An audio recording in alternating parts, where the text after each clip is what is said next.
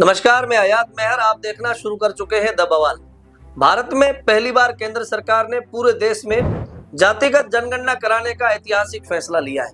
इस फैसले का राजस्थान की राजनीति पर भी दूरगामी असर पड़ेगा, क्योंकि यहाँ के हर चुनाव, हर आंदोलन और हर नीतिगत फैसले के पीछे जातीय गणित सबसे बड़ा फैक्टर रहता है। आज के इस वीडियो में हम जानेंगे कि जातिगत जनगणना से राजस्थान में किसे सबसे ज्यादा फायदा होगा और क्या इसकी वजह से बीजेपी कांग्रेस को अपनी रणनीति को पूरी तरह से बदलना पड़ेगा।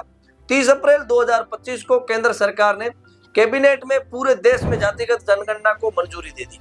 विपक्ष इस फैसले की मांग लंबे समय से कर रहा था। खास तौर पर कांग्रेस और क्षेत्रीय दलों ने इसे अपनी प्राथमिकता में बना रखा था। अब जातिगत जनगणना के आंकड़े सामाजिक न्याय की लड़ाई का औजार बनकर उभरेंगे।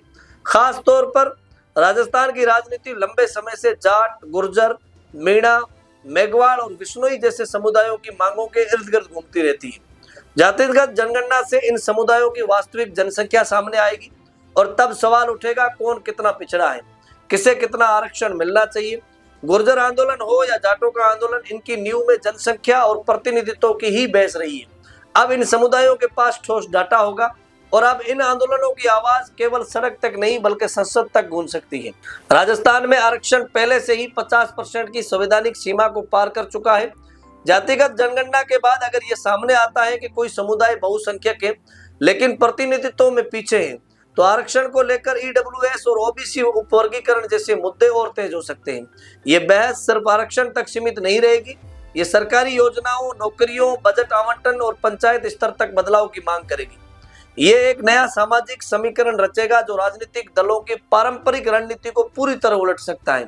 जातिगत जनगणना के बाद राजस्थान की दोनों प्रमुख पार्टियां भाजपा और कांग्रेस अपनी रणनीति बदलने को मजबूर होंगी। बीजेपी जहां अब तक स्वर्ण वोट बैंक पर फोकस करती रही है, अब वह ओबीसी और दलित वर्ग में पेट बनाने की कोशिश करेगी।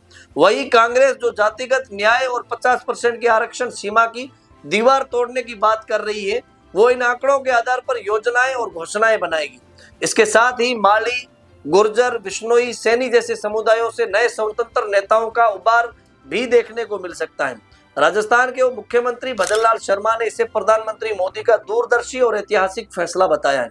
उनका आरोप है कि कांग्रेस ने सत्ता में रहते हुए कभी भी जातिगत जनगणना को समर्थन नहीं दिया और विपक्ष में रहकर भी सिर्फ राजनीति की।